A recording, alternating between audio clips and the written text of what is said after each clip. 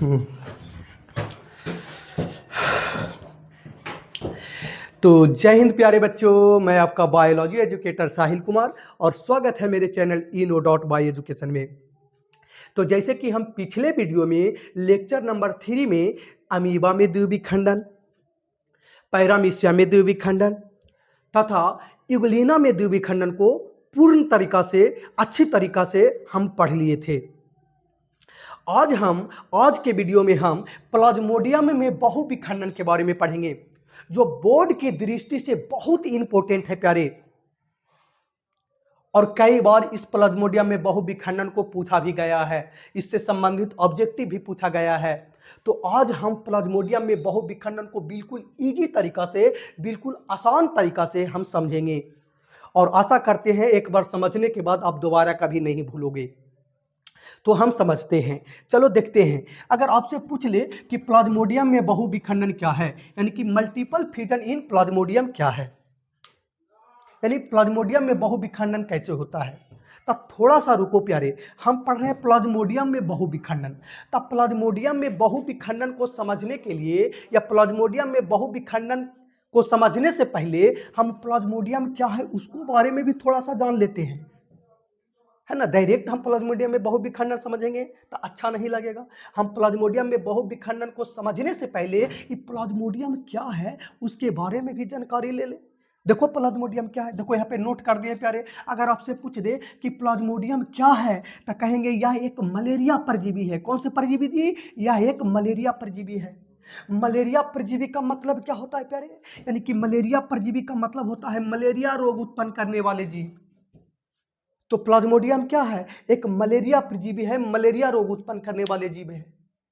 अच्छा, ये जो है ये प्लाज्मोडियम, सॉरी, ये जो प्लाज्मोडियम जो है ये कहाँ पाया जाता है प्यारे? कहाँ पाया जाता है जी? तो यह मादा एनाफ्लीज मच्छर के लार में पाए जाते हैं। या मादा एनाफ्लीज मच्छर के आमाशय में, पेटों में पाया जाता है, लार में पाया जाता है। कहाँ पाया जाता है? या मादा एनाफ्लीज मच्छर के कहाँ? लार में पाया जाता है। हमने कहा कि यह एक मलेरिया परजीवी है जो मलेरिया रोग उत्पन्न करता है। ये कहाँ पाया जाता है? तो यह मादा एनाफ्लीज मच्छर के लार में पाई जाती है। अच्छा, ये मादा एनाफ्लीज मच्छर कहाँ पाया जाता है भाई? तो ये पाया जाता है उष्ण कटिबंधीय क्षेत्रों में तथा उपोष्ण कटिबंधीय क्षेत्रों में पाए जाते हैं। और साथ साथ कहाँ पाया जाता है? तो तालाब में भी पाया जाता है, ये पोखर में भी पाया जाता है, और जहां जहां ठहरे पानी हुए रहता है, इकट्ठा ठहरे हुए पानी में भी ये क्या पाए जाते हैं? प्लाज्मोडियम या मादा एनाफ्लीज मच्छर पाए जाते हैं। तो ये जो मादा एनाफ्लीज मच्छर के बारे में हम समझ लिए, यानी प्लाज्मोडियम के बारे में हम समझ लिए कि प्लाज्मोडियम क्या है, कहाँ पाए जाते हैं, किस मच्छर में पाए जाते हैं, पूरा क्लियर हो गया। अब हम समझते हैं कि प्लाज्मोडियम में बहुविखंडन कैसे होता है। हमारा प्रश्न ही क्या था कि प्लाज्मोडियम में बहुविखंडन क्या है, तो समझते हैं। देखो ये प्लाज्मोडियम है बाबू, ये क्या है? ये प्लाज्मोडियम है। क्या है? ऊपर लिखा हुआ है, देखो ये प्लाज्मोडियम है। अब देखो ये प्लाज्मोडियम में बहुविखंडन हम पढ़ रहे हैं। तो प्लाज्मोडियम में बहुविखंडन करने के लिए, देखो ये प्लाज्मोडियम में क्या करने के लिए, ये बहुविखंडन करने के लिए ये प्लाज्मोडियम के जीवन चक्र में दो अवस्था आती है। यहाँ पे लिख दिए हैं, ये प्लाज्मोडियम में क्या करने के लिए, ये बहुविखंडन करने के लिए प्लाज्मोडियम के जीवन चक्र में कितनी अवस्था आती है? दो अवस्था आती है। जैसे मनुष्य के जीवन चक्र में कई सारे अवस्था आती है। पहला शिशु अवस्था, बाल्य अवस्था, किशोरा अवस्था, वयस्क अवस्था, है ना, फिर वृद्धावस्था। सेम उसी प्रकार से ये प्लाज्मोडियम के जीवन चक्र में भी कितनी अवस्था आती है? दो अवस्था आती है। कौन कौन सी अवस्था आती है? तो पहला स्पोरोगोनी अवस्था। कौन सी अवस्था प्यारे? स्पोरोगोनी अवस्था। और दूसरा कौन सा अवस्था? साइजोगोनी अवस्था। हमने कहा कि प्लाज्मोडियम के जीवन चक्र में, यानी कि प्लाज्मोडियम में बहुविखंडन करने के लिए ये प्लाज्मोडियम के जीवन चक्र में दो अवस्था आती है। पहला स्पोरोगोनी अवस्था और दूसरा साइजोगोनी अवस्था। अब ये स्पोरोगोनी अवस्था जो होता है ये कहां पाए जाते हैं, कहां पूर्ण होती है? जब कोई प्लाज्मोडियम ये मच्छर के शरीर में बैठा हुआ है, जब कोई प्लाज्मोडियम मच्छर के शरीर में उपस्थित है, तो उस अवस्था को ही हम लोग ये कौन से अवस्था कहते हैं? स्पोरोगोनी अवस्था। जब कोई प्लाज्मोडियम मच्छर के शरीर में उपस्थित है तब उस अवस्था को हम लोग कौन सी अवस्था, स्पोरोगोनी अवस्था कहते हैं। अगर वही प्लाज्मोडियम मच्छर के काटने पर हमारे शरीर में आ जाता है तो उस अवस्था को कौन सी अवस्था कहते हैं, साइजोगोनी अवस्था। यानी कि हमने कहा कि जब कोई प्लाज्मोडियम मच्छर के शरीर में बैठा हुआ है, मच्छर के शरीर में उपस्थित है, तो उस अवस्था को हम स्पोरोगोनी अवस्था कहते हैं। और जब वही प्लाज्मोडियम मच्छर को काटने पर हमारे शरीर में आ जाता है तो उस अवस्था को हम लोग कौन सी अवस्था कहेंगे, साइजोगोनी अवस्था। तो अगर आपसे पूछ ले कि स्पोरोगोनी अवस्था कहाँ पूर्ण होती है, कहाँ पूर्ण होती है, तो मच्छर के शरीर में पूर्ण होती है। अच्छा, इस साइजोगोनी अवस्था कहाँ पूर्ण होती है, तो मनुष्य के शरीर में पूर्ण होती है। जब प्लाज्मोडियम मच्छर के शरीर में रहता है तो स्पोरोगोनी अवस्था, और वही प्लाज्मोडियम मनुष्य के शरीर में आ जाता है तो कौन सी अवस्था, साइजोगोनी अवस्था। तो आपसे अगर पूछ लिया जाएगा कि स्पोरोगोनी अवस्था कहाँ पूर्ण होती है बाबू, तब मच्छर के शरीर में, और साइजोगोनी अवस्था कहाँ पूर्ण होती है बाबू, तब मनुष्य के शरीर में। अभी आप समझना है और थोड़ा सा आगे चलते हैं। देखो ये स्पोरोगोनी अवस्था में क्या होता है, ये स्पोरोगोनी अवस्था में ये प्लाज्मोडियम क्या करता है, ये स्पोरोजाइट का निर्माण करता है। इस प्रकार से स्पोरोजाइट होता है बाबू। यानी स्पोरोगोनी अवस्था में प्लाज्मोडियम क्या करेगा, ये स्पोरोगोनी अवस्था में प्लाज्मोडियम क्या करता है, ये स्पोरोजाइट का निर्माण करता है। सेम उसी प्रकार से इस साइजोगोनी अवस्था में प्लाज्मोडियम क्या करेगा, यहां पे लिख देते हैं। इस साइजोगोनी अवस्था में प्लाज्मोडियम क्या करता है, मीरोजाइट का निर्माण करता है। एक संरचना होती है, हम बता देंगे। यानी कि इस स्पोरोगोनी अवस्था में प्लाज्मोडियम स्पोरोजाइट का निर्माण करेगा और साइजोगोनी अवस्था में प्लाज्मोडियम मीरोजाइट का निर्माण करता है। अब ये स्पोरोजाइट और ये मीरोजाइट, ये स्पोरोजाइट और इमीरोजाइट, ये दोनों क्या करता है, तो आगे जाकर के बहुत सारे विखंडन करता है, बहु विखंडन करता है। आगे जाकर के क्या करता है, बहु विखंडन करता है, और बहु विखंडन करके अनेकों छोटे छोटे संतति प्लाज्मोडियम का निर्माण करता है। इस प्रकार से बहु विखंडन करके ढेर सारे छोटे छोटे क्या कर लेता है, संतति प्लाज्मोडियम का निर्माण करता है। और जब पूरी तरह से बहुविखंडन हो जाता है तो कोशिका फट करके बाहर निकल जाता है और ढेर सारी संतति प्लाज्मोडियम का निर्माण करता है। तो क्या आप समझ गए कि प्लाज्मोडियम में बहुविखंडन कैसे होता है प्यारे।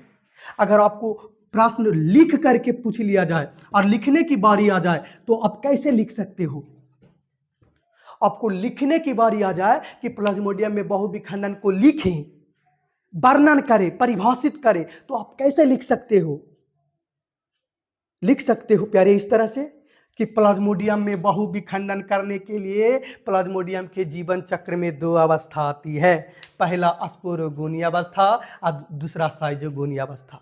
स्पोरोगोनी अवस्था मच्छर के शरीर में पूर्ण होती है तथा साइजोगोनी अवस्था मनुष्य के शरीर में पूर्ण होती है। या स्पोरोगोनी अवस्था में प्लाज्मोडियम स्पोरोजाइट का निर्माण करता है और साइजोगोनी अवस्था में प्लाज्मोडियम मीरोजाइट का निर्माण करता है।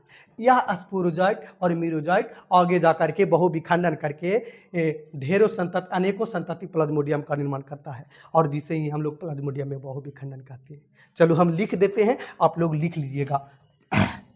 हम लिख देते हैं, लिखेंगे इसको डिफिनेशन का, कि प्लाज्मोडियम में बहुविखंडन का डिफिनेशन हम यहाँ पे लिख देते हैं। लिखेंगे कि प्लाज्मोडियम में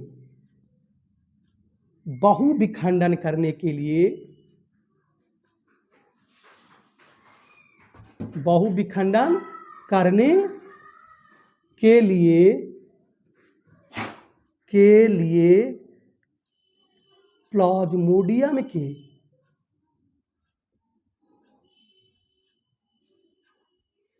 के जीवन चक्र में, प्लाज्मोडियम के जीवन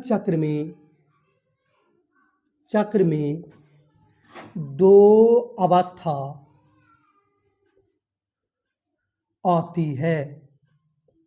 यानी कि प्लाज्मोडियम के जीवन चक्र में, प्लाज्मोडियम में बहुविखंडन करने के लिए प्लाज्मोडियम के जीवन चक्र में दो अवस्था आती है। पहला स्पोरोगोनी अवस्था तथा दूसरा साइजोगोनी अवस्था।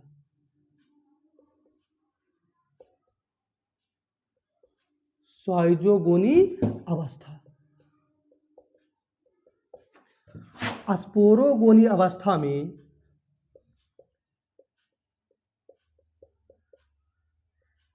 गोनी अवस्था में स्पोरोजाइट का निर्माण करता है।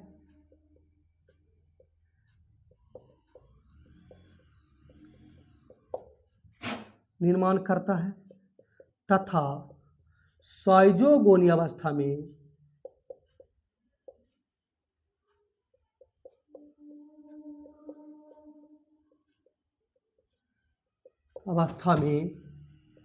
मीरोजाइट का निर्माण करता है जो बहुविखंडन कर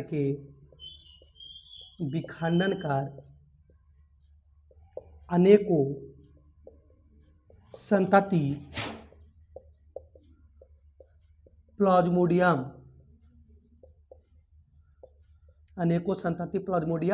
का निर्माण होता है, जिसे हम प्लाज्मोडियम में बहुविखंडन कहते हैं। इसका चित्र ये वाला केवल बना लेना बाबू, चित्र यहाँ से ये वाला चित्र केवल बना लेना डिफिनेशन के नीचे। ये वाला ज़्यादा चित्र बनाने की ज़रूरत नहीं है, ये वाला संरचना केवल बना लेना है।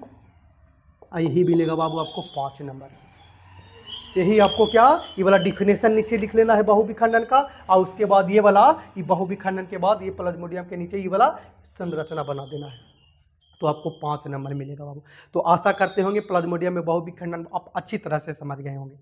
अब अगला पॉइंट हम पढ़ने वाले हैं, ये तो हम विखंडन पढ़ लिए, थोड़ा सा याद करना, विखंडन पढ़ लिए, विखंडन के प्रकार पढ़ लिए, और विखंडन से संबंधित पूरे प्रश्न पढ़ लिए। अब हम पढ़ेंगे अलैंगिक जनन का दूसरा प्रकार बाबू, जिसका नाम है मुकुलन या बडिंग। तो चलिए बच्चों, जैसे कि आप प्लाज्मोडियम में बहुविखंडन पढ़ लिए होंगे, तो अब हम पढ़ते हैं अलैंगिक जनन का दूसरा प्रकार, जिसे हम लोग कहते हैं मुकुलन या बडिंग। बिल्कुल आसान भाषा में, बिल्कुल हम आसान तरीका से समझेंगे कि मुकुलन क्या है, बडिंग क्या है, फिर दोबारा हम नहीं बोलेंगे। चलिए देखो समझते हैं। देखो मुकुलन क्या है, बडिंग क्या है, तो कहेंगे ये भी एक अलैंगिक जनन का प्रकार ही है। अलैंगिक जनन का क्या है, एक प्रकार है, दूसरा प्रकार है ना जी। ये भी क्या है, अलैंगिक जनन का प्रकार है। इस प्रक्रिया में, इस विधि में क्या होता है भाई, ये मुकुलन जो एक प्रकार है अलैंगिक जनन का, एक विधि है अलैंगिक जनन का, इस विधि में, इस प्रकार में क्या होता है, तो देखो सबसे पहले इस मुकुलन में क्या होता है, इस मुकुलन यानी बडिंग में क्या होता है, इस विधि में क्या होता है कि सबसे पहले किसी जीवों के शरीर पर, ये कोई जीव है, ये क्या है बाबू, कोई जीव है, इस जीव का नाम है बाबू हाइड्रा। याद रखिएगा, हम संरचना भी बताएंगे, या बना हुआ भी है। चलिए, हमने कहा कि इस विधि में यानी मुकुलन में क्या होता है कि सबसे पहले किसी जीवों के शरीर पर एक छोटा सा क्या निकलता है, उभार निकलता है। क्या निकलता है, एक उभार निकलता है, एक छोटी सी फूली हुई संरचना निकलती है, एक फूली हुई क्या निकलती है, छोटा सा संरचना निकलती है, उभार निकलती है, जिसे हम लोग नाम देते हैं मुकुल, या इंग्लिश में कहते हैं इसको बड। हमने कहा कि ये मुकुलन में यानी बडिंग जो विधि है, एक अलैंगिक जनन का एक प्रकार है। इस विधि में क्या होता है, तो सबसे पहले किसी जीवों के शरीर पर एक छोटा सा क्या निकलता है, उभार निकलता है, एक छोटा सा क्या निकलता है, उभार निकलता है, और इस उभार को हम लोग कहते हैं मुकुल या बड। अब ये उभार यानी ये मुकुल या बड करता क्या है, धीरे धीरे वृद्धि विकास करता है। देखो तो यही उभार, ये मुकुल धीरे धीरे वृद्धि विकास कर लिया कि नहीं, तो ये उभार या मुकुल धीरे धीरे क्या करता है, वृद्धि विकास करता है। और वृद्धि विकास करके यानी पूरी तरह से जब वृद्धि विकास हो जाता है, तो वृद्धि विकास करके ये जो पुरानका शरीर था, अपने जनक शरीर था, ये जनक शरीर से टूट करके क्या हो जाता है, अलग हो जाता है, और अलग हो करके एक नए संतति जीव, एक नए संतान का निर्माण करता है, एक नए संतति जीव का निर्माण करता है। तो इस पूरे प्रक्रिया को अगर हम देखेंगे, तो इस प्रक्रिया को ही हम लोग क्या कह देते हैं, मुकुलन, बडिंग। अगर आपसे पूछ ले कि मुकुलन क्या है, बडिंग क्या है, तो कहेंगे कि ये अलैंगिक जनन का एक प्रकार है, अलैंगिक जनन की एक विधि है। इस विधि में क्या है कि सबसे पहले जीवों के शरीर पर एक छोटा सा उभार निकलता है जिसे हम लोग मुकुल या बड कहते हैं। यही मुकुल धीरे धीरे वृद्धि विकास करके अपने जनक शरीर से टूट करके अलग हो जाता है और एक नए संतति जीव का निर्माण करता है। तो इस पूरे प्रक्रिया को ही हम लोग मुकुलन कहते हैं। क्या लिख सकते हो? अगर आपसे डिफिनेशन पूछ लिया जाए कि मुकुलन क्या है, बडिंग क्या है, तो कह सकते हैं अलैंगिक जनन की वह विधि, अलैंगिक जनन की वह विधि जिसमें सबसे पहले किसी जीवों के शरीर पर, सबसे पहले किसी जीवों के शरीर पर एक छोटा सा उभार निकलता है। यहाँ पे एक छोटा सा क्या निकलता है? एक छोटा सा उभार निकलता है। क्या निकलता है? उभार निकलता है, जिसे हम मुकुल या बड कहते हैं, जिसे इंग्लिश में क्या कहते हैं? मुकुल या बड कहते हैं। यह मुकुल यानी यह बड धीरे धीरे वृद्धि विकास करके, यह मुकुल धीरे धीरे क्या करके? वृद्धि विकास करके अपने जनक शरीर से टूट कर अलग हो जाता है और अलग होकर एक नए संतति जीव का निर्माण करता है, जिसे हम लोग मुकुलन कहते हैं। अलैंगिक जनन की वह विधि जिसमें किसी जीवों के शरीर पर सबसे पहले एक छोटा सा क्या निकलता है? उभार निकलता है, जिसे हम लोग मुकुल या बड कहते हैं। यह मुकुल धीरे धीरे वृद्धि विकास करके अपने जनक शरीर से टूट करके अलग हो जाता है, टूट करके क्या हो जाता है? अलग हो जाता है और एक नए संतति जीव का निर्माण करता है। तो इस पूरे प्रक्रिया को ही हम लोग मुकुलन कहते हैं। अब मुकुलन की प्रक्रिया कौन कौन से जीवों में होता है प्यारे? तब मुकुलन की प्रक्रिया हाइड्रा में होता है। किस में होता है? हाइड्रा में होता है, ईस्ट में होता है, स्पंज में होता है। मुकुलन की क्रिया कौन कौन से में? याद रखना, हाइड्रा में, ईस्ट में, स्पंज में। ये मुकुलन के द्वारा जनन होता है। तो मुकुलन क्या है आप लोग समझ गए होंगे। अब हम पढ़ते हैं मुकुलन के प्रकार, टाइप्स ऑफ बडिंग। तो हेडिंग डालेंगे इस तरह, मुकुलन के प्रकार। किसका प्रकार बाबू? मुकुलन का या मुकुलन का प्रकार, टाइप्स ऑफ बडिंग।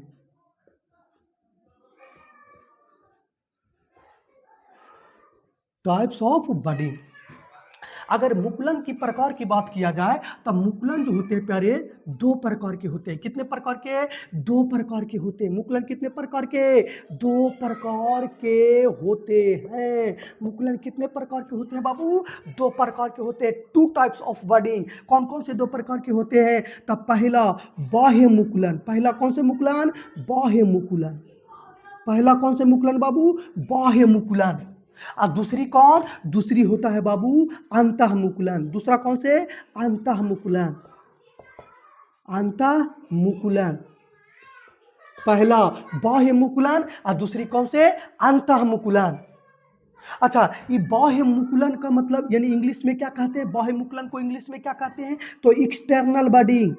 कौन से बडिंग? External, external budding. अच्छा, अंतः मुकुलन को क्या कहते हैं बाबू? Internal budding.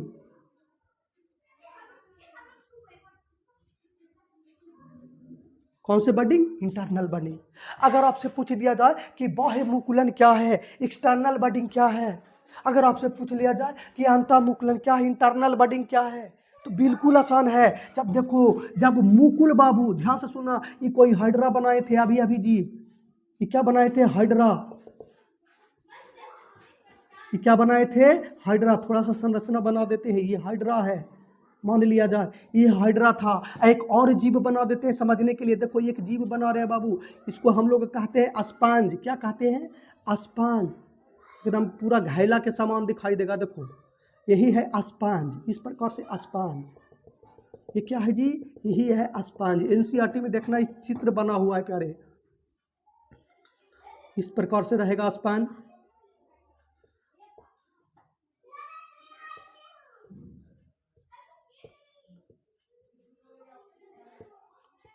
इस प्रकार से स्पंज। ये जो स्पंज के अंदर जो निकल रहा था ये मुकुल, क्या इसको हम कहते हैं? मुकुल। आई जो हाइड्रा के शरीर पर ये छोटा सा जो उभार निकल रहा था, इसको भी हम क्या कर रहे थे? मुकुल। क्या? मुकुल, यानी कि बाढ़। इंग्लिश में इसको कहते हैं बाढ़। अब देखो समझना है, अगर आपसे पूछ लिया जाए कि बाह्य मुकुलन क्या है, अंतः मुकुलन क्या है, तो जब मुकुल यानी कि बाढ़ जीवों के शरीर के बाहर निकलता है, जीवों के शरीर के कहां बाहर निकलता है, तो देखो तो मुकुल जीवों के शरीर के बाहर निकल रहा है कि नहीं प्यारे। तो जब मुकुल यानी बाढ़ जीवों के शरीर के बाहर निकलता है तो उसे हम बाह्य मुकुलन कहते हैं। और जब मुकुल जीवों के शरीर के अंदर निकलता है तो देखो ये जो स्पंज है जो उसमें मुकुल जो निकल रहा है जीवों के शरीर के बाहर निकल रहा है कि अंदर निकल रहा है प्यारे, अंदर। तो जब मुकुल जीवों के शरीर के अंदर निकलता है तो उसे हम कौन से मुकुलन कहते हैं? अंतः मुकुलन। जब मुकुल जीवों के शरीर के बाहर निकलता है तो उसे हम बाह्य मुकुलन कहते हैं, और जब मुकुल जीवों के शरीर के कहां अंदर निकलता है तो उसे हम अंतः मुकुलन कहते हैं। ये तो डिफिनेशन लिख सकते हो। जब हम बाह्य मुकुलन किसे कहते हैं? तो जब मुकुल जीवों के शरीर के बाहर निकलता है उसे हम बाह्य मुकुलन कहते हैं, और जब मुकुल जीवों के शरीर के अंदर निकलता है उसे हम अंतः मुकुलन कहते हैं। इसको लिखने में कोई देरी नहीं करना, लिख लेना खुद डिफिनेशन प्यारे। अच्छा, अब समझने वाली बात यह है कि बाह्य मुकुलन कौन कौन से जीवों में होता है। तो ये जो दो जीव बताएंगे, जैसे में हाइड्रा, हाइड्रा एवं ईस्ट, हाइड्रा का संरचना यही है। हाइड्रा एवं ईस्ट में कौन से मुकुलन होता है? बाह्य मुकुलन होता है। और ये अंतः मुकुलन किस में होती है? इंटरनल बडिंग किस में होती है? तो स्पंज में बाबू। किसमें? स्पंज में। तो स्पंज का संरचना यही है। अगर आपसे पूछ ले कि बाह्य मुकुलन कौन कौन से जीवों में होता है, तो हाइड्रा में, ईस्ट में, और अंतः मुकुलन किस में होती है? तो स्पंज में। किसमें? स्पंज में। एक ऑब्जेक्टिव और इससे पूछा जाता है, ध्यान से सुनना। देखो ये स्पंज के शरीर के अंदर कई सारे छोटे छोटे मुकुल निकल रहा है कि नहीं निकल रहा है? एगो निकल रहा है कि कई सारे? कई सारे निकल रहा है कि नहीं? तो ये स्पंज के शरीर के अंदर कई सारे छोटे छोटे जो मुकुल निकलता है, इस मुकुल के समूह को हम लोग जेइम्यूल कहते हैं। क्या कहते हैं? जेइम्यूल। जेइम्यूल क्या कहते हैं इंग्लिश में बाबू? जेइम्यूल। जेइम्यूल कहते हैं। यानी कि हमने कहा कि स्पंज के शरीर के अंदर ढेर सारे जो छोटे छोटे मुकुल निकलता है, उस मुकुल को हम लोग नाम क्या देते हैं? जेम्यूल। तो कभी कभी ऑब्जेक्टिव में ये भी पूछ लिया जाता है कि जेम्यूल के द्वारा, यानी जेम्यूल के द्वारा मुकुलन किस में होती है, जनन किस में होती है? स्पंज में। स्पंज में नहीं जेम्यूल निकल रहा, ढेर सारे मुकुल निकल रहा है जी, कि हाइड्रा में निकल रहा है। स्पंज में ढेर सारे जो मुकुल निकल रहा है उस समूह को ही हम लोग क्या कह देते हैं? जेम्यूल। तो कभी कभी पूछ लेता है गलती से कि जेम्यूल के द्वारा मुकुलन किस में होती है, तो कहना स्पंज में। तो हम अलैंगिक जनन के दूसरा प्रकार पढ़ा दिए बाबू। मुकुलन क्या है, अब मुकुलन कितने प्रकार के होते हैं, लेकिन अब ये मुकुलन खत्म नहीं हुआ है। अब हम पढ़ेंगे मुकुलन से संबंधित प्रश्न। जैसे हम विखंडन पढ़े थे और विखंडन से संबंधित प्रश्न पढ़े थे, सेम उसी प्रकार से हम मुकुलन से क्या संबंधित, यानी कि मुकुलन से रिलेटेड प्रश्न पढ़ेंगे। तो चलिए, अभी अभी हम मुकुलन क्या है, मुकुलन कितने प्रकार के होते हैं, हम पूर्ण तरीका से पढ़ लिए, अच्छी तरीका से पढ़ लिए। अब हम पढ़ेंगे मुकुलन से संबंधित प्रश्न। क्या पढ़ने वाले हैं जी? ये मुकुलन से संबंधित प्रश्न, क्वेश्चन रिलेटेड टू वर्डिंग।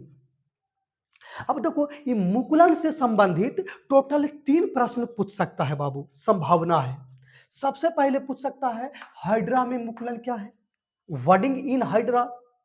दूसरा प्रश्न पूछ सकता है ईस्ट में मुकुलन क्या है, वर्डिंग इन ईस्ट। और तीसरा प्रश्न पूछ सकता है कि स्पंज में मुकुलन क्या है, क्या स्पंज में मुकुलन क्या है, वर्डिंग इन स्पंज। तो ये तीनों प्रश्न मुकुलन से संबंधित पूछ सकता है प्यारे। तो इन तीनों प्रश्न को हम बारी बारी से बिल्कुल इजी तरीका से हम पढ़ेंगे, दोबारा कभी भूलना नहीं है, इस प्रकार हम पढ़ेंगे।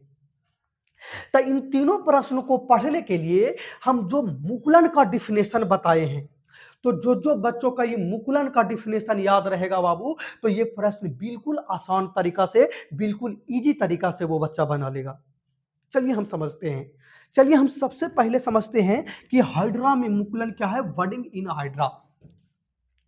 तो देखो, ये मुकुलन करने के लिए ध्यान से इन्हें सुनना, ये हाइड्रा में मुकुलन करने के लिए, किस में मुकुलन करने के लिए बाबू? ये हाइड्रा एक जीव होती है। तो इस हाइड्रा में मुकुलन करने के लिए इस सबसे पहले क्या होता है कि हाइड्रा के एक शरीर पर छोटा सा उभार निकलता है। हमने कहा कि हाइड्रा में मुकुलन करने के लिए सबसे पहले हाइड्रा के शरीर पर क्या निकलता है? एक छोटा सा उभार निकलता है, एक छोटी सी फूली हुई संरचना निकलता है। एक फूली हुई क्या निकलता है? संरचना निकलता है। इस संरचना को हम लोग कहते हैं मुकुल या बड। यानी हाइड्रा में मुकुलन करने के लिए, ये हाइड्रा में मुकुलन करने के लिए इस सबसे पहले हाइड्रा के शरीर पर एक छोटा सा उभार निकलता है, यानी एक फूली हुई संरचना निकलता है, और जिसे हम लोग मुकुल या बड कहते हैं। या मुकुल या बड क्या करेगा? धीरे धीरे वृद्धि विकास करेगा। देखो, यही मुकुल जो था ये धीरे धीरे क्या कर लिया? वृद्धि विकास कर लिया। जब वो पूरी तरह से यह मुकुल वृद्धि विकास कर लेता है, तो ये अपने बड़का शरीर से, जो जनक शरीर से, ये टूट करके अलग हो जाता है। देखो, यहाँ जो बड़का शरीर था, जनक शरीर था, उस जनक शरीर से टूट करके क्या हो गया? अलग हो गया। और टूट करके अलग हो जाता है, और अलग होकर के एक नए हाइड्रा का निर्माण करता है, एक नए संतति हाइड्रा का निर्माण करता है। तो इस पूरे प्रक्रिया को ही हम लोग हाइड्रा में मुकुलन कहते हैं।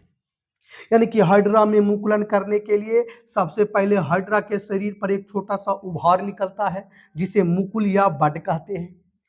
यह मुकुल धीरे धीरे वृद्धि विकास करके, यह मुकुल धीरे धीरे क्या करके? वृद्धि विकास करके और अपने जनक शरीर से टूट करके अलग हो जाता है, और एक नए संतति हाइड्रा का निर्माण करता है, और जिसे ही हम लोग हाइड्रा में मुकुलन कहते हैं। सिंपल सी एकदम मुकुलन वाला ही डिफिनेशन है। तो अगर आपसे पूछ ले कि हाइड्रा में मुकुलन क्या है, तो सिंपल सी जवाब देना कि हाइड्रा में मुकुलन करने के लिए, या हाइड्रा में मुकुलन के लिए सबसे पहले हाइड्रा के शरीर पर एक छोटा सा उभार निकलता है, जिसे मुकुल या बड कहते हैं। यह मुकुल धीरे धीरे वृद्धि विकास करके अपने जनक शरीर से टूटकर अलग हो जाता है, और एक नए संतति जीव का निर्माण करता है, एक नए संतति जीव का निर्माण करता है, और जिसे ही हम लोग हाइड्रा में मुकुलन कहते हैं, जिसे ही हम लोग हाइड्रा में मुकुलन कहते हैं। तो अब समझ में आ गया है कि हाइड्रा में मुकुलन किसे कहते हैं? आप लिख सकते हो। तब देखो, ये हाइड्रा में जो मुकुलन होती है, वो शरीर के बाहर हो रहा है कि शरीर के अंदर? कहेंगे शरीर के बाहर हो रहा है। जो हाइड्रा में मुकुल निकल रहा है, वो शरीर के बाहर निकल रहा है कि शरीर के अंदर बाबू? शरीर के बाहर निकल रहा है। देखो, मुकुल कहाँ निकल रहा है? शरीर के बाहर। तो ये जो हाइड्रा में मुकुलन होता है, ये हाइड्रा में कहाँ मुकुलन होता है जी? शरीर के बाहर होता है। तो अगर आपसे पूछ ले कि हाइड्रा में मुकुलन कैसा होता है, अंतः मुकुलन होता है कि बाह्य मुकुलन होता है? बाह्य मुकुलन हो रहा है, सिंपल सी बात। चलिए, अब दूसरा प्रश्न पढ़ेंगे बाबू, ईस्ट में मुकुलन। एकदम सेम प्रोसेस, जैसे हम हाइड्रा में मुकुलन पढ़े हैं, और सेम उसी तरह से ईस्ट में भी मुकुलन होगा बाबू। इस तरफ आ जाते हैं, सेम उसी तरह से किस में होगा? ईस्ट में मुकुलन होगा। एकदम डिफिनेशन बिल्कुल सेम है, केवल संरचना अलग है, और हाइड्रा के जगह पर केवल ईस्ट लिख देना, बस बिल्कुल समान है। क्या अगर आपसे पूछे कि ईस्ट में मुकुलन क्या है, वर्डिंग इन ईस्ट, तो देखो, ईस्ट में मुकुलन करने के लिए क्या करेगा कि सबसे पहले ईस्ट के शरीर पर एक छोटा सा क्या निकलता है? उभार निकलता है। देखो तो क्या निकल रहा है? उभार निकल रहा है, जैसे हाइड्रा में निकल रहा था। एक छोटा सा क्या निकलता है? उभार निकलता है, और जिसे हम लोग मुकुल या बड कहते हैं। यही मुकुल धीरे धीरे क्या कर लेता है? वृद्धि विकास। ये मुकुल क्या करता है? धीरे धीरे वृद्धि विकास कर लेता है, और जब पूरी तरह से वृद्धि विकास हो जाता है, तो ये अपने जनक शरीर से यहाँ से टूट करके अलग हो जाता है, और अलग होकर के नए संतति ईस्ट का निर्माण करता है, और जिसे ही हम लोग ईस्ट में मुकुलन कहते हैं। तो सेम डिफिनेशन वही रहेगा। अगर आपसे पूछेगा ईस्ट में मुकुलन क्या है, तो कहेंगे कि ईस्ट में मुकुलन के लिए सबसे पहले ईस्ट के शरीर पर एक छोटा सा उभार निकलता है, जिसे हम लोग मुकुल या इंग्लिश में बड कहते हैं। यह मुकुल धीरे धीरे वृद्धि विकास करके अपने जनक शरीर से टूटकर अलग हो जाता है, और एक नए संतति ईस्ट का निर्माण करता है, एक नए संतति ईस्ट का निर्माण करता है, और जिसे ही हम ईस्ट में मुकुलन कहते हैं। देखो, डिफिनेशन भी लिख दिए हैं। ईस्ट में मुकुलन करने के लिए सबसे पहले ईस्ट के शरीर पर एक छोटा सा उभार निकलता है, जिसे हम मुकुल या बड कहते हैं। यह मुकुल धीरे धीरे वृद्धि विकास करके अपने जनक शरीर से टूटकर अलग हो जाता है, और एक नए संतति ईस्ट का निर्माण करता है, और जिसे हम लोग ईस्ट में मुकुलन या बडिंग कहते हैं। तो ईस्ट में जो मुकुलन या बडिंग हो रहा है, ये जीवों के शरीर के बाहर हो रहा है कि जीवों के शरीर के अंदर हो रहा है। यानी कि ईस्ट में जो मुकुल निकल रहा है, बड निकल रहा है, ये जीवों के शरीर के बाहर निकल रहा है कि जीवों के शरीर के अंदर निकल रहा है। तो जीवों के शरीर के बाहर निकल रहा है। तो ईस्ट में भी मुकुलन कैसा होता है? बाह्य मुकुलन होती है। कौन से मुकुलन? ये बाह्य मुकुलन। तो हाइड्रा में भी बाह्य मुकुलन और ईस्ट में भी कौन से मुकुलन? बाह्य मुकुलन। चलिए अब तीसरा प्रकार पढ़ेंगे अस्पांज में मुकुलन। बिल्कुल सेम ही डिफिनेशन है, केवल एक दो वर्ड चेंज होगा। इसमें बाह्य मुकुलन हो रहा था ये दोनों में, लेकिन इसमें अंतः मुकुलन होती है। कैसे समझना? देखो अस्पांज है बाबू, ये क्या है? अस्पांज है। तो अस्पांज में क्या होता है कि मुकुलन करने के लिए या मुकुलन के लिए सबसे पहले अस्पांज के शरीर के अंदर, देखो ये अस्पांज के शरीर के अंदर कई सारे छोटे छोटे क्या निकलता है? मुकुल निकलता है। कई सारे छोटे छोटे क्या निकलता है? मुकुल निकलता है, बड निकलता है। अच्छा, ये कई सारे मुकुल निकल रहा है, तो इस मुकुल के समूह को हम लोग नाम दे देते हैं जेम्यूल। देखो अस्पांज के शरीर के अंदर कई सारे छोटे छोटे मुकुल निकल रहा है, तो इस मुकुल के समूह को हम लोग क्या नाम देते हैं? जेम्यूल। अब यही जेम्यूल क्या करता है? यही मुकुल क्या करता है? धीरे धीरे वृद्धि विकास करता है और अपने जनक शरीर से बाहर निकल करके एक नए संतति का क्या करता है? नए संतति का निर्माण करता है। संतति का क्या करता है? निर्माण करता है। एक नए संतति का निर्माण करता है, और जिसे ही हम लोग अस्पांज में मुकुलन कहते हैं। तो अस्पांज में मुकुलन करने के लिए सबसे पहले अस्पांज के शरीर के अंदर छोटे छोटे कई सारे छोटे छोटे मुकुल या बड निकलता है, जिसे हम लोग जेम्यूल्स कहते हैं। अच्छा, यह मिकुल या यह जेम्यूल्स धीरे धीरे वृद्धि विकास करके अपने जनक शरीर से बाहर निकल जाता है और नए संतति अस्पंज का निर्माण करता है, जिसे हम लोग अस्पांज में मुकुलन कहते हैं। और अस्पांज में जो मुकुलन होती है अंतः मुकुलन होती है। अस्पांज में कौन से मुकुलन? अंतः मुकुलन होती है, और किसके द्वारा? जेम्यूल के द्वारा होती है। यानी कि अस्पांज में जो कई सारे मुकुल निकल रहा था, उस समूह को ही हम लोग क्या कह दिए थे? जेम्यूल। तो जेम्यूल के द्वारा होता है। तो कई सारे कभी कभी ऑब्जेक्टिव आपसे पूछ लिया जाएगा कि जेम्यूल के द्वारा मुकुलन किस में होती है, जेम्यूल के द्वारा जनन किस में होती है? तो अस्पंज में। किस में बाबू? अस्पंज में। जेम्यूल के द्वारा जनन यानी मुकुलन किस में होती है? अस्पंज में। तो आशा करते हैं प्यारे कि जो हाइड्रा में मुकुलन, ईस्ट में मुकुलन और अस्पंज में मुकुलन, ये तीनों मुकुलन आप आसानी से समझ गए होंगे। तो हम अगले वीडियो में मिलेंगे। अगर समझ में आ गया होगा बाबू, तो वीडियो को लाइक सब्सक्राइब जरूर करें और अपने दोस्तों के पास, अपने मित्रों के पास जरूर सेंड करें, जरूर शेयर करें, ताकि इसी तरह से हम वीडियो आपके लिए बनाते रहें और आप लोग अच्छे तरीका से समझते रहो।